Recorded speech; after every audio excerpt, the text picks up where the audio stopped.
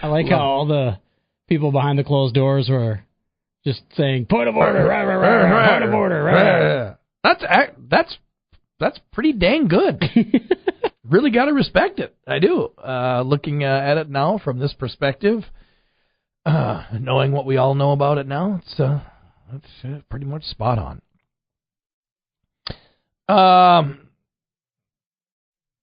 Let's talk to Jeff. Hey, Jeff. Hey, how you doing? I'm great. Jeff Johnson, you coming in from the big city here to grace us with your presence for Ox Talks Tuesday? Yep, we're heading north right now, so should be there in an hour or so. Awesome, great. Well, we appreciate you coming into town and saying hello. So you're on the trail to be governor of Minnesota. How's it going since we last chatted? You know, it's going really well. I've been in for, it's been close to 2 months now. Actually, it's been more than 2 months now. Time flies. And just getting around the state and talking to both Republicans and non-Republicans and raising a little money. Things are going really well. Yeah, is that what it is right now? You know, there's not a lot of media on the governor's race at all. Not a lot of issues being raised. No, it's going to be quiet media-wise probably until next year, I'm guessing, as we approach caucuses, and then that'll start to heat up. So right now it's really just about really retail politics, especially with Republicans. I'm seeking and will abide by the Republican endorsement, so I'm focusing on activists and others who will go through that process, and then raising money. Those are really the two things that I'm spending about 90% of my time on right now. Well, if I may, just a couple of quick things. I don't want to blow it all because we look forward to just having a beer with you and getting everybody together and reacquainting themselves with you, and those who haven't met you, you know, hopefully they'll get to know you a little bit better. But one of the things that I'm hearing with regards to the latest or the last legislative session is that, okay, Republicans are in control of the House and the Senate, yet they still passed a huge budget. Right. And the governor, you know, said it wasn't quite enough, but I mean, couldn't they have just gone along with another couple of percentage points and just, if they're already raising the budget by whatever 10%, why not go along with the governor's 12? And you know, what's the point of having the argument if they've already presented this astronomically large budget? As governor, how can you address that?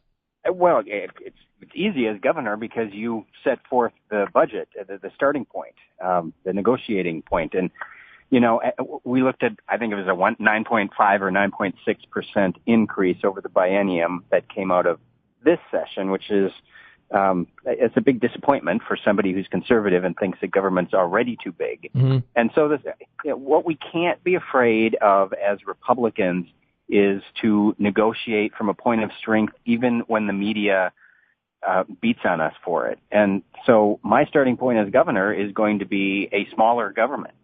And if, you know, we can't decrease it by 5%, but we can only decrease it by 1 or 2 in the end, so be it. But I'm not going to start out with a small increase and then call that a victory when it's not as big as what the Liberals want, because government is too big already, and we have to start moving in the other direction. And, I mean, a 10% increase, I mean, we have not seen, you know, even when Republicans did have some power, we really haven't seen them rail in, cut whatever, rein in spending. We just haven't seen them have the courage. I don't know, the wherewithal to do it. I mean, these 10% increases, and it's just even if you have a Democrat governor, what in the world? We've had 2 actual cuts in the Minnesota budget in 40 years. One was around 1%, I think, in Al Cui's time, and during Palente's time when I was in the House, there was about a 0.5% cut. Otherwise, every year in the last 38 of the last 40 years, government spending has increased, and in almost every instance, it's been 2, 3, 4, 5 times the rate of inflation. Yeah. And so, you know, unfortunately, we've gotten to a point now where people accept this argument that a small increase is really a cut, because that's what the media says, and that's what the Democrats said and say, and we're almost starting to accept that as Republicans, and we should be fighting that hard, because, you know, we never cut government. That we need to cut government, but we never do. And saying that when we were proposing, or when Republicans were proposing, a 5 or 6% increase, that was some horrible cut that was going to leave people dying in the streets, we need to fight back. and not just accept that and say, okay, well, then it's 8 or 9% instead, because it's just false. It's a lie. Jeff Johnson with us on KNSI's Ox in the Afternoon. He is candidate for governor again, a second time around this time, and will be joining us at Ox Talks Tuesday here at the Red Carpet Martini Lounge shortly on his way into town. We'll have you there for a couple hours anyway, or an hour or so, Jeff, and throw you on the microphone. You take some questions, right, from the group, and just kind of. But really, it's informal, so not a lot of time on stage. There is no stage. So just kind of interacting with everybody. So if you all want to meet Jeff, this is a great way to do it. It's not a fundraiser. It's nothing like that. So we're just kind of getting to know you. Yeah, no, I'm looking forward to it. It will be great, and we should. Traffic's a little slow right now. I guess there's no train up here. Well, there is, but it just doesn't quite get to you. Doesn't go far enough. Yeah. Not that would solve our problem. I was going to say, yeah, you wouldn't be riding it anyway. Do you want us to have that? Is that a priority? Or? I do not. Yeah. Okay. In fact, we had that discussion on the Hennepin County Board today about North Star, which maybe we can talk about later. But sure. The numbers are not encouraging. No. The numbers do not add up very well. It's largely an emotional decision, I think. And right. So do you have it's government growth, government spending. Do you have a top three? Do you have the Jeff Johnson top 3, top 5 platform put together yet? If so, what would some of those items be? Well, the overriding theme is to take power away from government and give it back to the people of Minnesota. And so there are, 20 or 30 ways we can do that. But really at the top of the list, number one has to be to become competitive with respect to a jobs climate with the states that surround us, because we simply are not. Whether you look at regulations or whether you look at taxes, we are not competitive. And because of that, the good jobs are not coming to Minnesota. Jobs are being created, but they tend to be low skill and minimum wage jobs. And so that has to be job number one. Number two for me is really getting control of health and human services and welfare spending in Minnesota. We are so out of whack with the rest of the country and any similar state when it comes to what we spend per welfare recipient. And that's not to say that we shouldn't help people who need help. I think Minnesotans are very generous and want to help those who need help. But what we're doing right now is throwing money hand over fist at every issue that comes along, and much of it it's not working. Mm-hmm. It's not helping people. It's not helping people become self-sufficient, which is what people really want.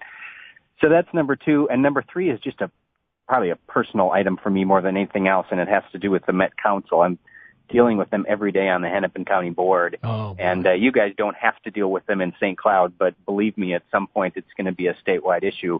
And my goal is to dismantle them and start over again. Well, you've had the past couple of gubernatorial campaigns, I think you've had candidates trying to get the rest of the state to notice the growth and the just the scariness, if you will, and the unaccountability of the Met Council. So I appreciate that. You're right. It's hard for us to understand how it works out here, but yes, it is largely becoming a state issue. Yes, it is. More and more every day. I mean, and what they stand for is really what we're seeing across the board in government, which is this belief that government knows best how everybody should live their lives. And so taking that organization apart, I think, would be a good starting point for taking power away from government in general in Minnesota and giving it back to people. Well, we'll talk to you about what you think the climate is, the Donald Trump situation. In fact, final question before you go, and we can bring this up tonight, too. Did it surprise you that Donald Trump did so well in Minnesota, considering that we were such a strong Marco Rubio state on the Republican side? Did that surprise you, and is there a takeaway that you had from that result? It surprised me a little, but not as much as a lot of people were. I did not believe that he was going to be a bomb or a terrible drag on the ticket, and I was supportive of him publicly. Once Marco Rubio and Ted Cruz were out of the race because he was far superior to the alternative. But I did not think, especially based upon the fact that they just didn't pay a lot of attention to Minnesota, that he would come so close to actually winning. And the takeaway from that is that Minnesotans are eager to see change in government, and they are very open to the argument that government has become too big and overbearing, and that there's as he would put it, a swamp to be drained. We have one in St. Paul, just like they do in D.C. It's not quite as as onerous, but it's there. And I think that's really encouraging. I think another takeaway is that people are willing to step up who hadn't before and vote for what they believe if they really have a candidate that they believe is going to accomplish what they want him to. Yep. I think Amen. that was right. key for people believe that Donald Trump was going to do what he did more, or do what he was that he was promising more than they believed any other candidate would. Yeah. Well, great. Well, Jeff, we'll continue the conversation here in a little while up the red carpet. Safe travels, and we'll see you in a bit. See you in a bit. Thanks, Ox. Jeff Johnson, candidate for governor on KNSI's Ox in the Afternoon, on his way up here for the Ox Talks Tuesday. Not guaranteed. I keep saying that, but my guess is, as each third Tuesday of the month comes up, we will probably have a different gubernatorial candidate each month wanting to stop in, get to know you, say hello, possibly even more than one, depending on how the field stacks up. We may have an announcement yet this week of another Republican getting into the race. We will have that for you as it happens, if it happens. Next week, possibly, but could be as early as this week. But for now, anyway, Jeff Johnson taking us up on our monthly get-together at the Red Carpet. I know a lot of you do get together every Tuesday, and that's great. Official capacity for me, Dan the Ox Oxner, and KNSI is every third Tuesday now at the Red Carpet. There is a free food buffet for a $9 minimum drink purchase. Okay, free food buffet. If you want to dine, $9 minimum drink purchase per person, which is not hard to accomplish. But just get that out there.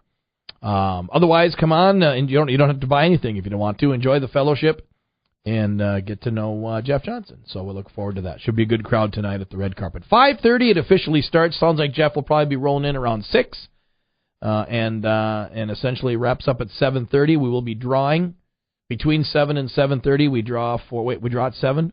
We'd like to draw at 7. It might be later today due to the program, depending on when Jeff gets there. But as soon as Jeff's done talking, we'll draw for a $25 Red Carpet gift card. And sometimes we have some other prizes, too. I don't know if we've got other prizes this week or not. We have anything laying around that we were going to give away? I can't remember now. Not that I'm aware of. Okay, I don't think so. Anyway, at least a $25 gift card, which is a great prize to win for one lucky attendee of Ox Talks Tuesday tonight. Right now it's 4:53, 7 in front of 5 o'clock. Speaking of people who want to be in office, Jason Lewis already has a challenger after just a few short months in office as a congressman from Minnesota's 2nd District. Former talk show host Jason Lewis.